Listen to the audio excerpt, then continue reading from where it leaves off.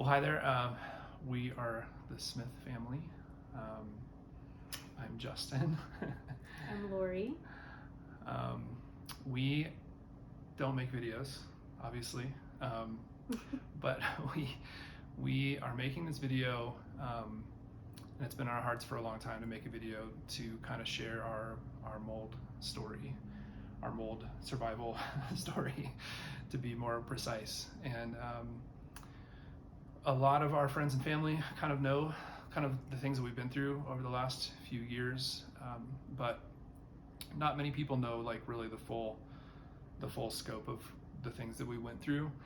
And the reason why we're making this video is just to give like a full picture of what that story entails, and then hopefully give some people some hope through their own journeys. We had to figure out a lot of this stuff by trial and error, and so yeah, we just wanted to kind of start there. So I think what would be the most helpful would be to go through kind of what our family was like pre-mold, and what was our family like. And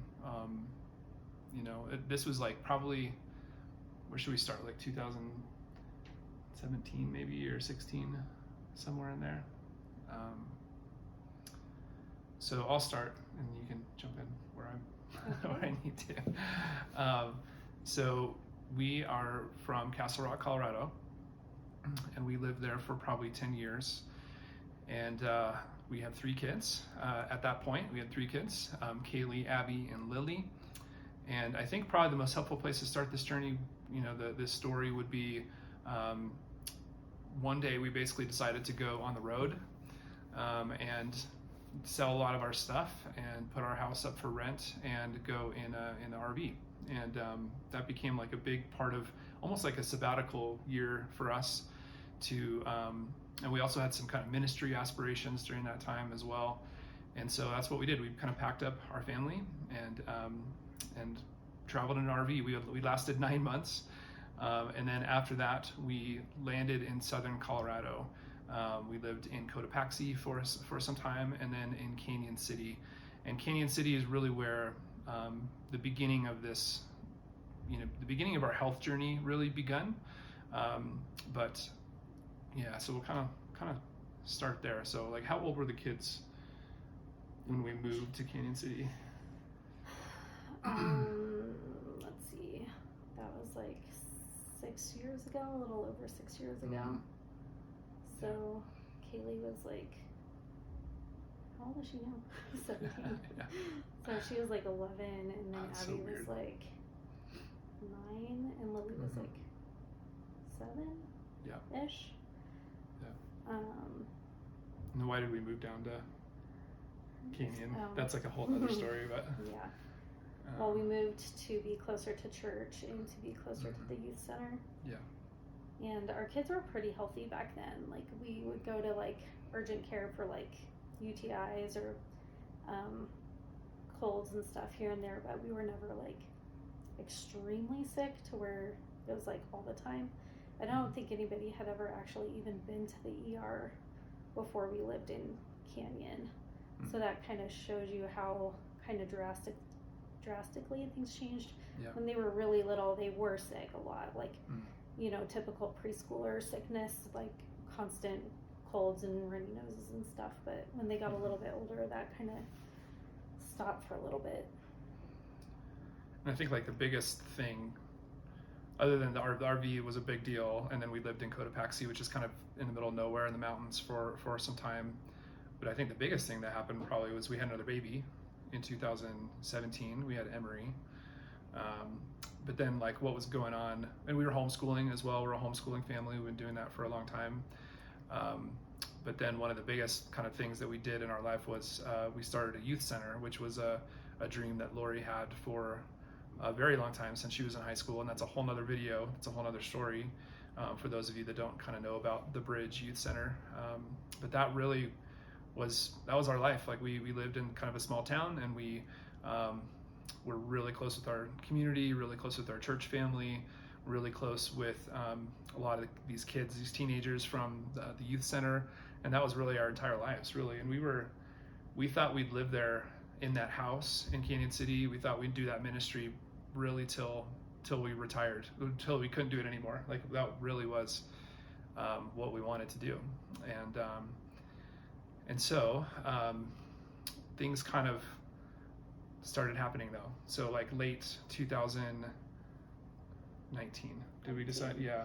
It was like the middle of 2019 is when Yeah. the kids kind of just started not feeling super great. And we would have, I took them to their well check and told the doctor, like, Lily's having stomach pain and Abby's having like random headaches and dizziness and things like that. And they recommended a couple things. One thing was like Miralax for Lily, like multiple times a day, which was like, why does she all of a sudden have this issue? We did all kinds of allergy testing and things like that before things got really, really horrible as far as health. Like we started off as like everybody probably would, just with their doctor and, explaining little things that were like not quite right. Abby ended up on an inhaler. Do you remember that? Yeah, we were just sick. We were sick a lot. They were just not feeling good. I remember you telling me, and I would get frustrated because you would tell me, you're just sick all the time. Like you don't feel good all the time. He was sick. You're always telling me. Yeah. He was and sick I'm like, a lot. no, I'm fine. And, every day. We kind of chalked it up to stress from the youth center, because that was just it was just an all-encompassing kind of a work that we were doing. It just impacted every part of our lives.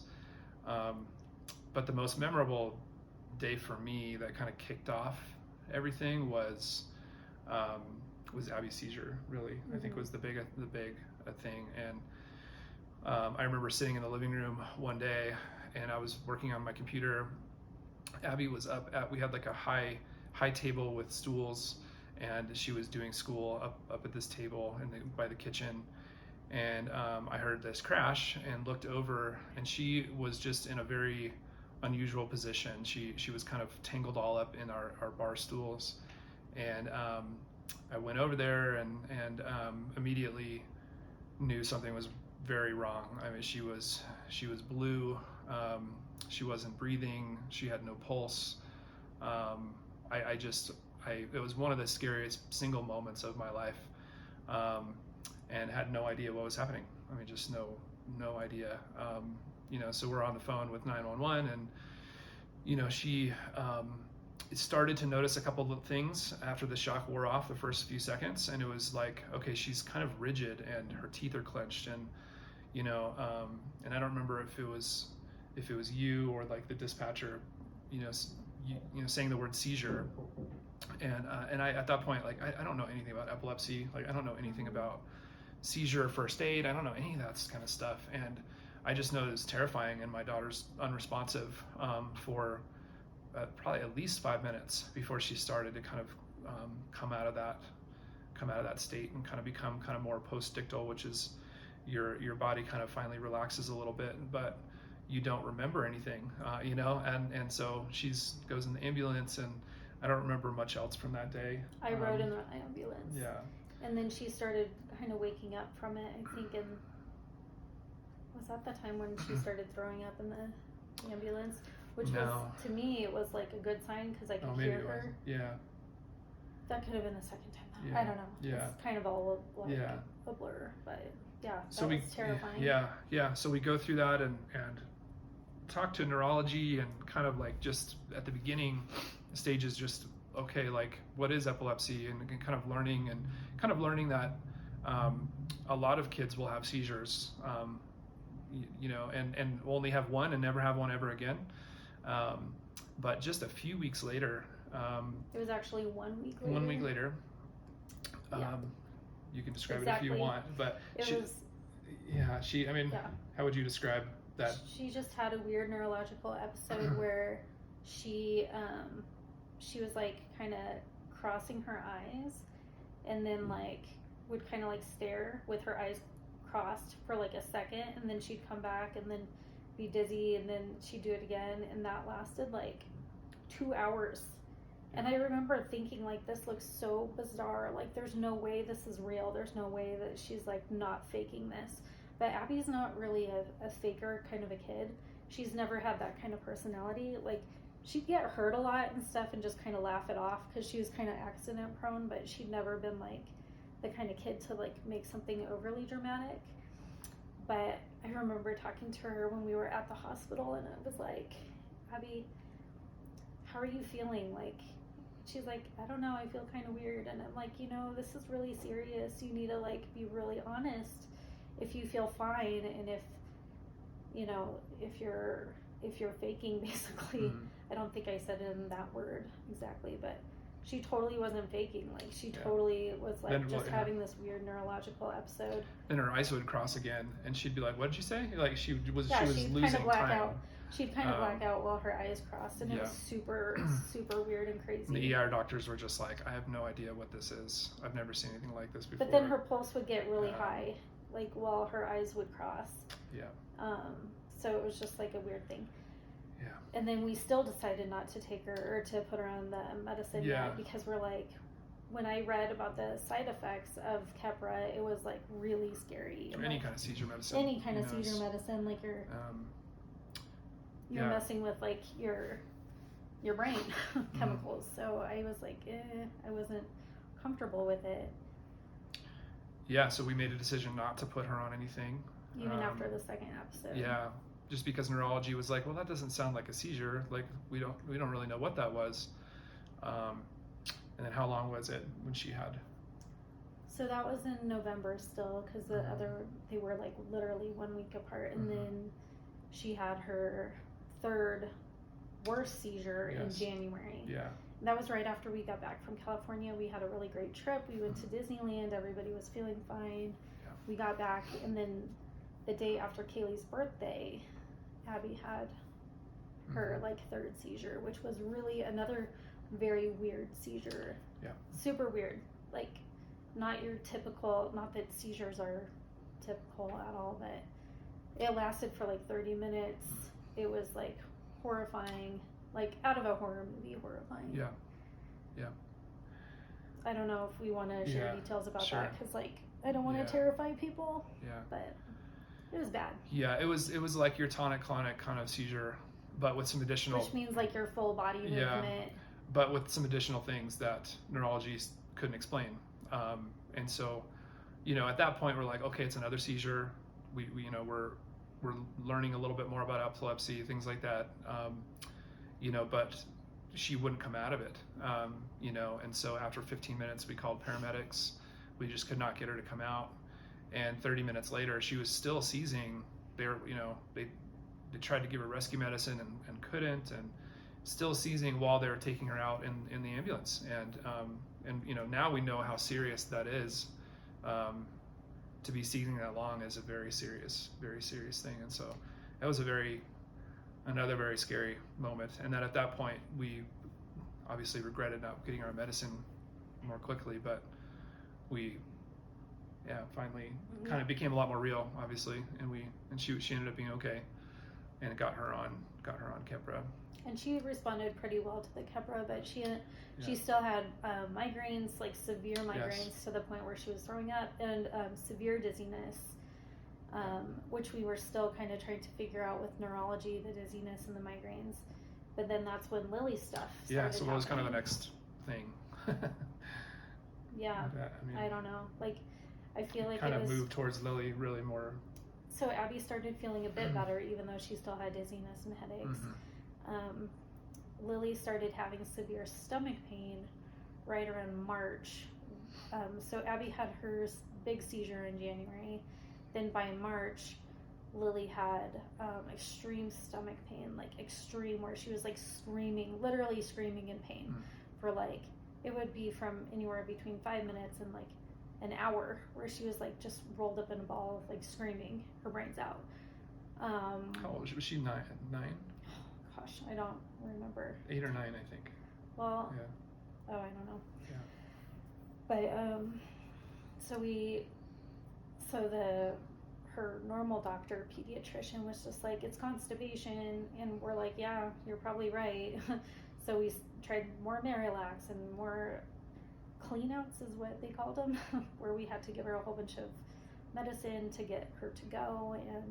But it seemed like sometimes even when she had just had a clean-out, she wasn't constipated, but she would still have these flares of stomach pain. Mm. So I feel like it was like March, we tried the low FODMAP diet, Mm-hmm. which was insane. It was very hard. Yeah. We did. And that was after, at that point we had, because of the pain, we'd been to the ER multiple times Mm-hmm. with her. We've been Yep. to Children's. Mm-hmm. And she did the colonoscopy, upper endoscopy. Mm-hmm. So throughout 2020, during COVID, she did all these like tests and colonoscopies and upper endoscopies and Mm-hmm. things like that. And then we had a baby in the middle of That's 2020. Right. We had Judah. Joshua. Oh, that's right. Okay. Joshua. I skipped Judah. Okay. Yeah, Judah, he was born somewhere in there too. So now we have 6 kids. Yeah. Yeah. 3 under 3 Yeah. for a while there. Yep. So Joshua was born in 2020 during lockdown and all that. And then Lily was still having these extreme flares of Yep. like just these stomach issues. And I don't even know. Like, Yeah, that's we kind tried of a blur natural because then at that doctors, point we that's had a fine. newborn. Yeah. But we did go to like a natural doctor who did like muscle testing and all this other stuff. Mm-hmm. Got them on some other supplements. And yeah, her symptoms just got worse. Like the diet stuff wasn't changing anything. We tried gluten-free. We tried like all kinds of stuff and nothing really was working for her. And then she started getting like kind of some like emotional outbursts and some like OCD kind of things. And we're just like, I don't know, she's like preteen now. She was like 11 and a half. We're like, is it maybe hormones happening? Or Well, and she started going through, we're thinking like trauma from Abby's stuff that she's been through. We're thinking, stuff with, what else?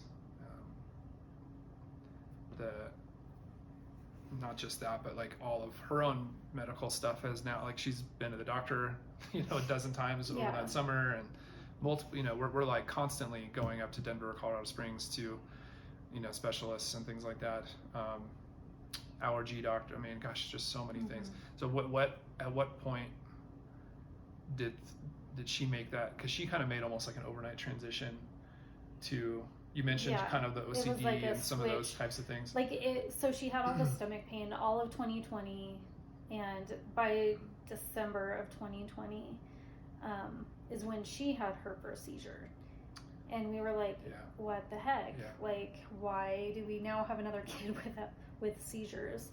And we thought for sure it was like genetics or something like that. Like maybe something happens during puberty where like we have kids that just have this genetic condition.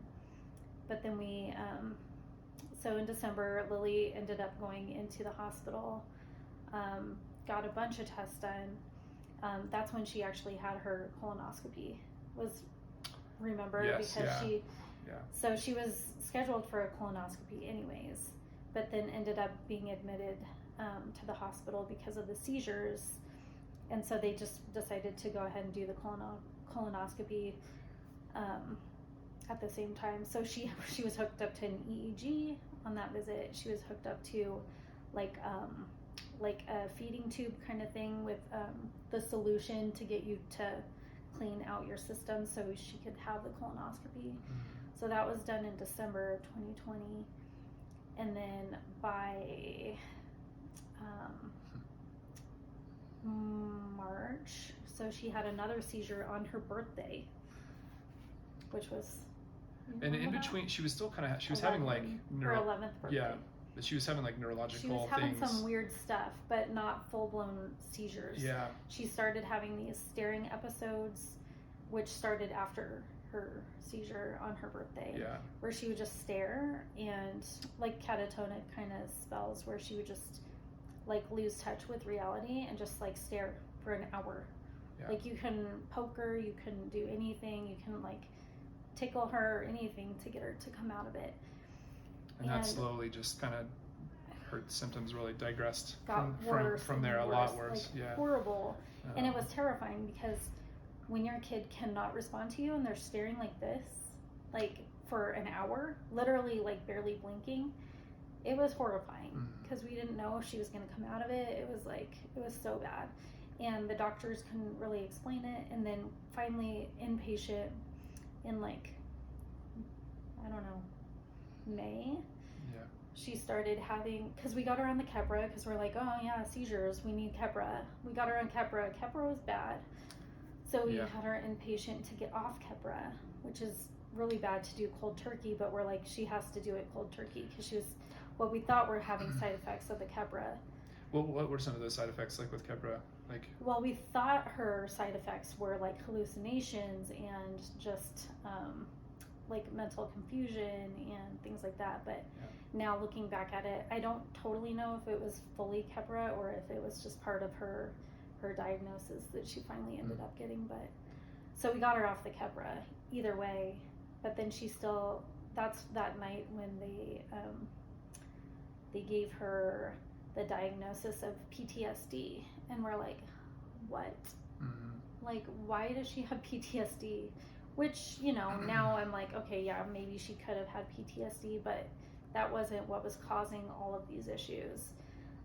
Yeah, because like their explanation was psychogenic, not non-epileptic seizures, because now we had some data from, she had at that point probably had 2 or 3 EEGs by that point, and they weren't, they would sometimes see the slowing, right? Like the temporal lobe slowing. Some of them were abnormal and some of them were completely fine while she was in the middle of an episode. So she would have episodes while on the EEG and it would not show what you'd expect from epileptic seizure. And so they immediately, neurology doesn't really have a lot of tools in their tool belt beyond that. And so they kind of put you in this bucket of psychogenic, and they immediately then refer you to psychiatry, you know, that this is a psychiatric issue. And she was, you know, because she was having some of these extra issues, like some strain, when she would be unconscious, she would have these little like hallucination kind of things and kind of in and out of reality. And and so at that point, she had tried, after Keppra, she went on something else, right? She tried like a bunch of different kind of medications. Yeah. One of them caused metabolic acidosis, which was messing with her kidneys and all that. So we had to get her off that and get her on a different kind. So we ended up landing on like a lamotrigine. Yeah, more of a mood stabilizing. Yeah, it's like a mood stabilizing / epileptic drug. But that's what she stayed on now. Yeah, but really, like, you know, it really went downhill from there, you know, even though maybe there's a couple little symptoms that kind of got better. I mean, we can talk about some of her other symptoms. I mean, she kind of started having a nightly routine where she would get ready for bed and then she'd pass out pretty much the exact same time. You know, she would take a quick shower and then come out of the bathroom, and then at that point, she couldn't walk. And so when she was in the middle of these episodes, she was just unable to walk completely. Even when she was conscious, like her legs just stopped working. And it got so bad. I remember that summer we did Disneyland in a wheelchair with her, you know, because she just could not walk very, very far at all. And it was really a day. That was 21. Okay. Yeah. It was just like became very much a daily thing, you know. And so going away from Lily for a second, in the meantime, what's going on with the rest of the family? Like, what are the other symptoms that we're dealing with? Because everything kind of came to a head that summer, right? That's kind of when we really made the discovery. Really, when it was June, actually almost 1 year ago, or almost 2 years ago to the day, June 5th, it was our anniversary. We saw a natural doctor, Dr. Maddie, and she immediately like looked at Lily and like listened to her story and was like, have you checked for mold? And I was like, what? What are you talking about? Like, that just sounded super weird, because we lived in Colorado. We lived in the high desert of Colorado, not just Colorado, but like, you know, we lived in like an area where there were like cactus in our yard. Like, we didn't, but when we would get rain, we would get like monsoon rain. We wouldn't get just like little rain showers. It was like a ton of rain.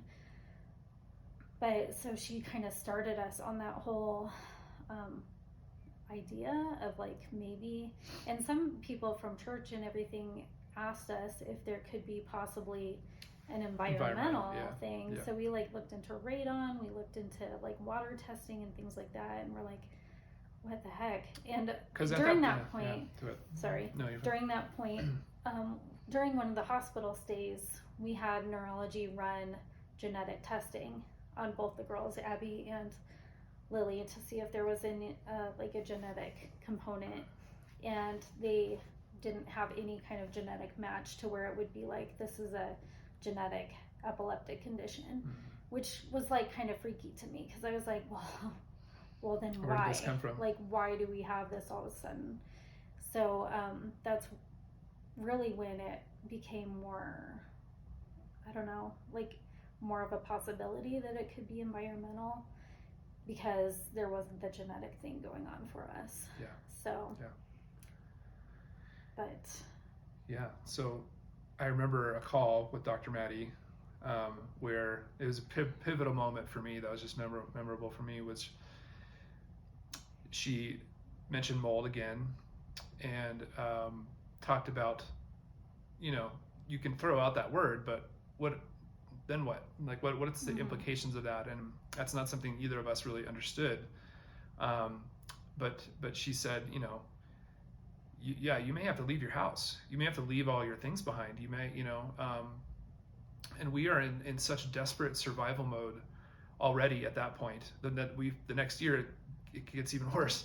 But we're in such survival mode where, many days in the hospital, so many ER visits, ambulance rides. I mean, you name it. Like we've done it that year with especially with Lily.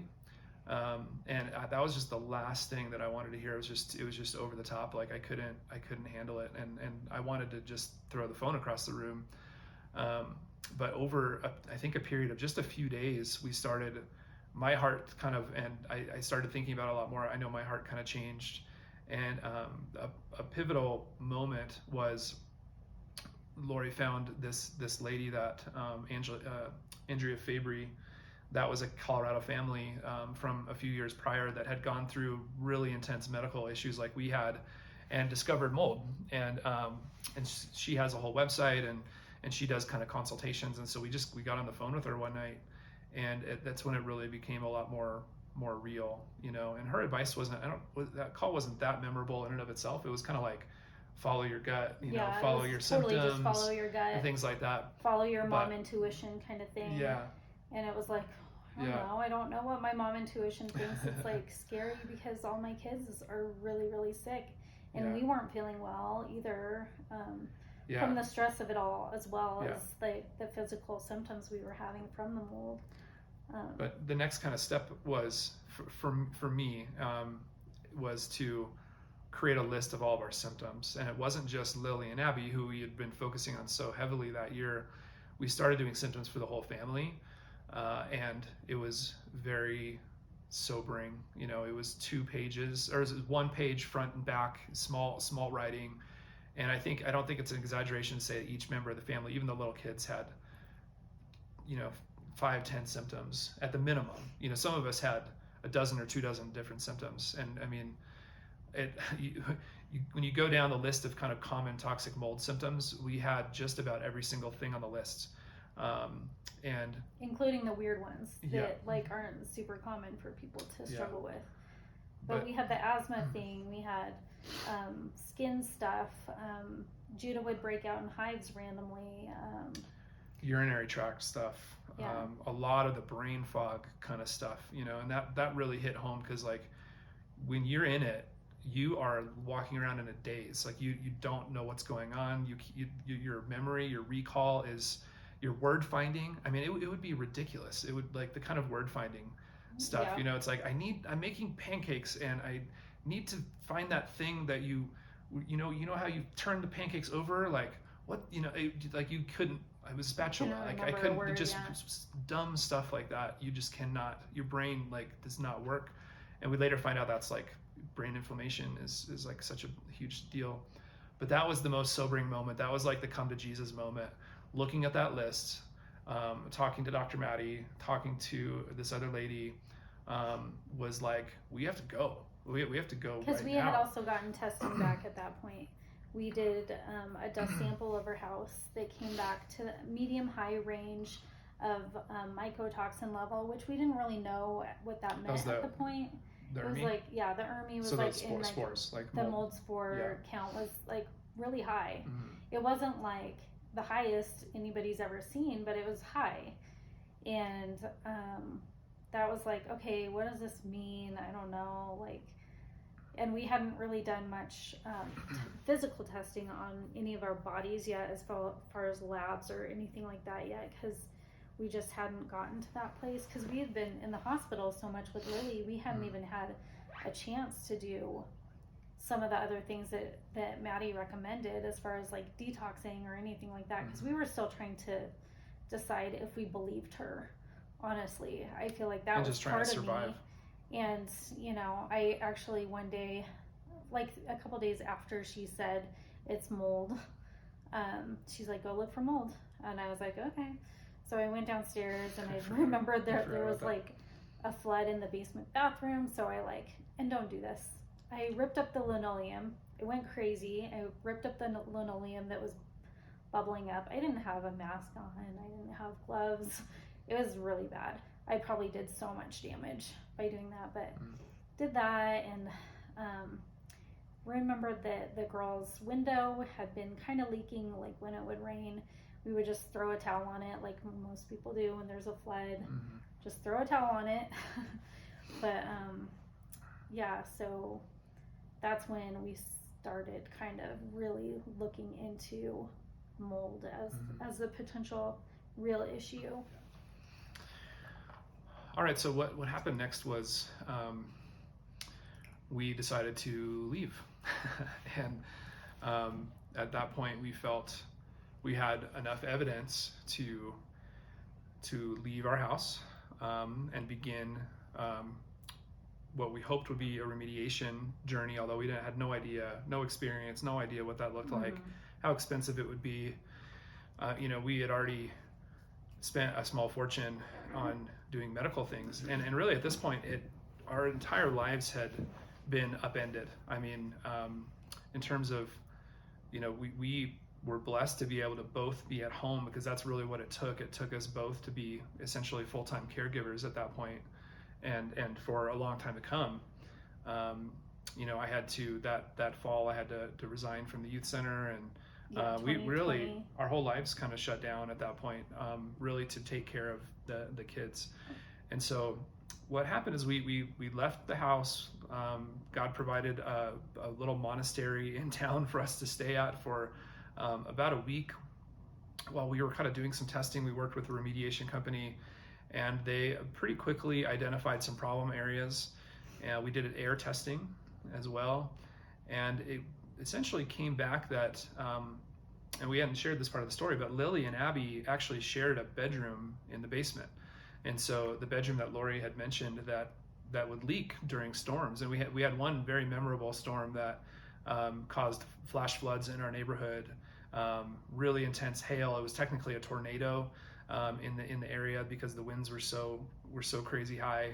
Everybody in the whole neighborhood got new roofs. I mean, it was devastating to our whole little neighborhood there. But that window, it called attention to that window that would leak constantly, their window well. And that was the room that had the high air testing. And so the inspectors they're finding things that really we're not trained to look for. And for them, it was just a small amount of swelling in the baseboards underneath the window, and a little bit of bubbling around the window and things like that. There was a tiny bit of visible mold just starting to peek out from underneath of there. But that air testing really, we realized, okay, we're gonna do this. We're gonna do this remediation. And so we sealed off the entire basement, which all three of our older girls lived down there. We threw away all their stuff. Not all their stuff. We threw away all the mattresses. We emptied that whole bedroom. Big that couldn't be cleaned and sanitized. We got rid of. Yeah, we tried to do it the right way. Still a lot we didn't really know at the time. Our older kids ended up living in a RV on our side yard for that whole summer. We had to have our HVAC off that entire summer. And it was the hottest summer known to mankind. yeah, we had to do a big refinance on the house in order to afford all of this. And really that kind of turned into our summer from HE double. I mean, that summer it was horrible. the most brutal summer. And Lily was still having symptoms, even though they were getting worse. She was out of the mold. Yeah. So we thought. Yeah. And she just was way worse. She was Yeah. having episodes all day, every day. She would have couldn't walk, really. She would have like hallucinations for like hours, and it was very scary because at this point I'm like, that is not PTSD. PTSD does not make you hallucinate. It doesn't. It just doesn't. Sure. And she was having urinary incontinence where she would like be fully aware and conscious and be like, she was like 10 at that point and just have like an accident standing. Like she was like, what the heck? Like it was really weird. So many weird symptoms like that. And we were having like we were having awful intense symptoms. Anxiety, and at the time we chalked a lot of that up to just all the medical kind of trauma we've been through, but I've come to realize too that toxic mold causes extreme anxiety and issues like that. And so part of the reason the summer was terrible too is our house started just falling apart. I mean, we had 2 separate floods, and we're already like becoming extremely anxious about any kind of water in the house now because we're realizing how bad water is inside of your house, like, and how serious it can be. And so, gosh, we had it was like ridiculous. It was to the point where it was like we were like this is not even real life. The Job family, kind of like it was just really. The dishwasher thing. Oh, that was dishwasher flooded. I mean, and we're trying to repair the house at the same time as we're trying to, we're doing the remediation. We're trying to do certain fixes that will help from having more problems. We are fully expecting to live in this house forever, and we're putting in a whole lot of money to make it safe for the family. And it literally kept falling apart.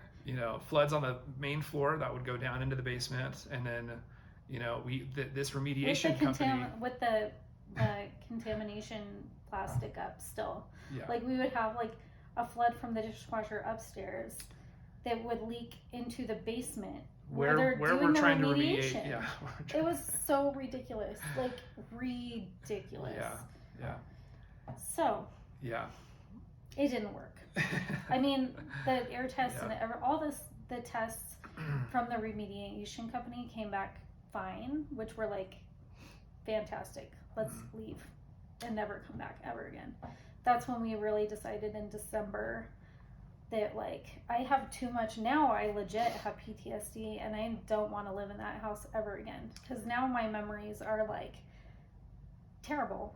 Just like Lily passing out in the driveway, or Abby's seizures, or Lily having a seizure in the middle of the night and the paramedics carrying her limp up the stairs. And like I'm just like I cannot live in this place anymore. It was partially like, oh my gosh, is the house still having issues, and partially like I just have so much PTSD. So then we started looking for new houses.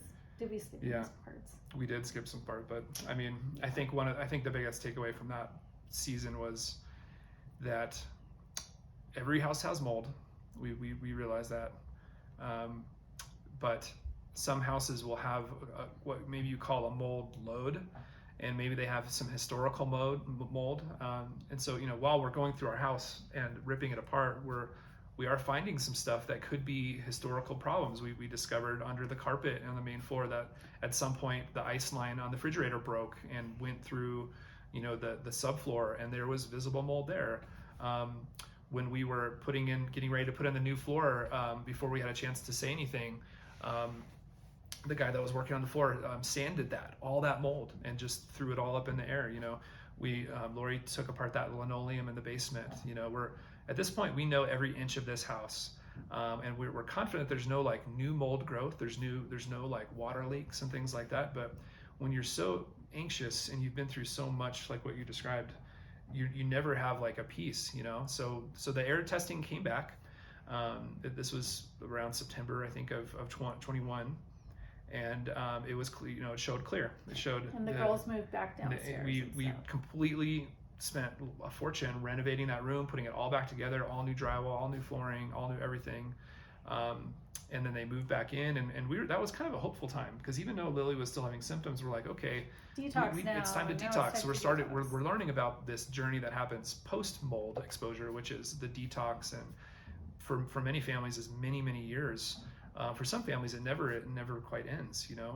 You'll get maybe 90% better, but you still have these lingering long-term issues. And so we're thinking at that point, the conversations we're having at that point are, what kind of long-term damage has been done? What kind of long-term brain damage and things like that? And we did have one really good relationship that we built towards the end of the summer of 21 was we started working with a complex care clinic. And they really helped us understand brain inflammation, what they called it, put it in a big category called encephalopathy, which toxic mold can cause. And it's basically just inflammation of your brain, in particular the basal ganglia, which is kind of the lower part of your brain. And that can cause things like PANDAS, which is something that we weren't really aware of at the time. It causes chronic inflammation. What is that? SIRS, chronic inflammation response syndrome, sick building syndrome. We're starting to get into the mold world and start learning all these different things. But at the end of the day, she was still not getting better. Their inflammatory markers for their blood tests, which these kids have been poked so many times, it's just unbelievable. We're still high, So, now getting to that part where we finally made this decision, this home that we wanted to live in for till we got old, and this community we wanted to be part of till we got old. We started realizing we think we're just gonna have to move probably in order to get better, to feel confident in another house. And so, so what's next on the story? So Lily's diagnosis is PANS, PANS, and it's pediatric Neuro-Psychiatric syndrome. So that explained a whole lot of things, like why does she have all these psychological things happening, like the non-epileptic seizures, and why does she have hallucinations, and why does she have OCD all of a sudden so bad that where she's folding her dirty laundry and it was so she had all these things that were not just this is a kid who's been through trauma and has PTSD. It was definitely a lot of psychological stuff, which was very scary, being a parent of a kid with psychological stuff going on. That was more scary than even having a kid with epilepsy to me, because with epilepsy you can give rescue medication and it helps seizures, or you can give the epilepsy medication and it helps prevent the seizures. So Lily ended up she has both. She has epilepsy, she has epileptic seizures, but also non-epileptic seizures. So that was a scary time trying to figure out, is she, as of right now, is she having a non-epileptic seizure or is she having an epileptic seizure? Because the treatment was different for both of those. So for me, the non-epileptics were really hard because you couldn't do anything. And as a mom, you want to do something. Yeah. And I couldn't do anything for her during those episodes. So. Well, how many doctors did we see that didn't really validate her symptoms? You know what I mean? And that was one of the most frustrating things.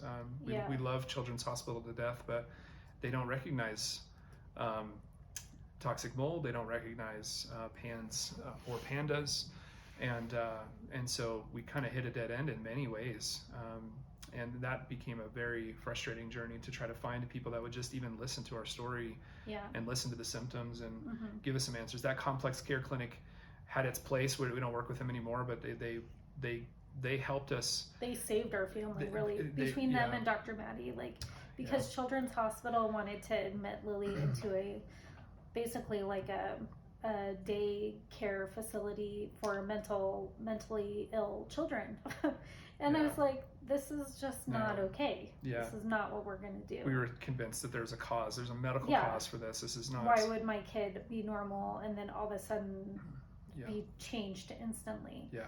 And a lot of times kids will get these psychological symptoms from strep throat, and that's what PANDAS is. PANDAS is when the kids are sick with strep throat, and then all of a sudden they have OCD or tics or seizures and things like that. And still, even like the hospitals and stuff really don't recognize that. Some do, but a lot of them don't still. So anyways, that was kind of a side note, which is why working with that complex team was so good for us, because they could coach us through, like, she's in a flare, like she's gonna get better, like you know, the inflammation will pass. And like something that helped really tremendously was just even ibuprofen and Benadryl, which would just kind of calm down some of the inflammation. And there's so much there, more there.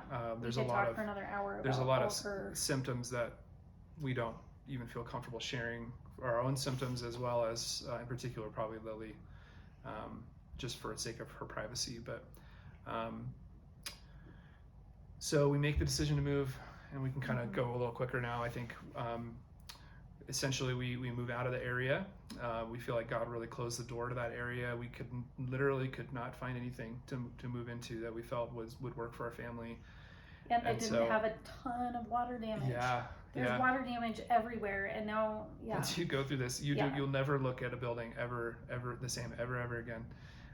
So we moved back to Castle Rock. God opened a door for us to buy a house there.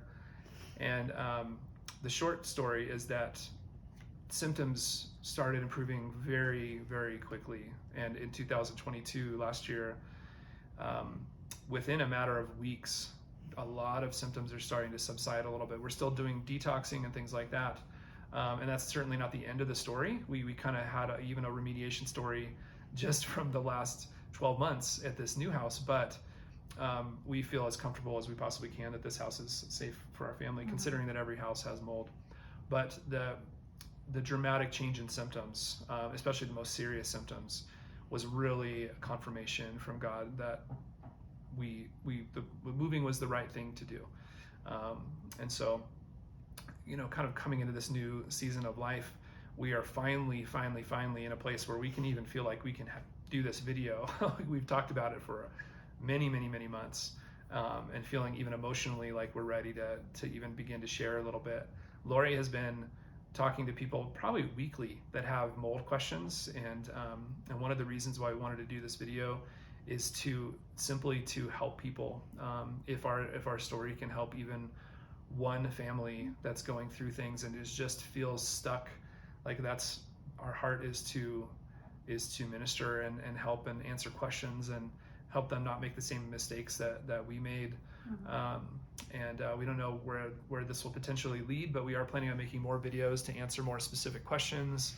You know, and there's so much there. I mean, you probably, if you're watching this video and you are concerned about the possibility of toxic mold, or you've had some kind of a water loss in your house or something like that, and you are just, and your family's going through symptoms, that's probably one of the biggest questions I ask people is like, well, are you having symptoms that kind of can't be explained? And we hope to be able to help families kind of connect some of those dots. And so there's so many topics. I mean, there's the medical testing around mold. There's the environmental testing, you know, air testing, and the qPCR, which is like the the DNA testing for mold. There's the mycotoxin kind of testing. There's so much there. The process of remediation. What do you do? What do you not do? What can most people handle on their own in terms of a remediation versus like when do you call a company? You know, how do you find a really good indoor environmental specialist? How do you find a doctor that's going to take you seriously, whether that's like a traditional doctor or like functional, kind of style doctor. But we can tell you that we've been there and we've survived it by the skin of our teeth, it feels like sometimes. But God has been good, and we feel almost the responsibility to help people through this challenge, because our lives will never be the same. It's not an exaggeration to say that our lives were forever changed by this journey. And there's a lot of good things.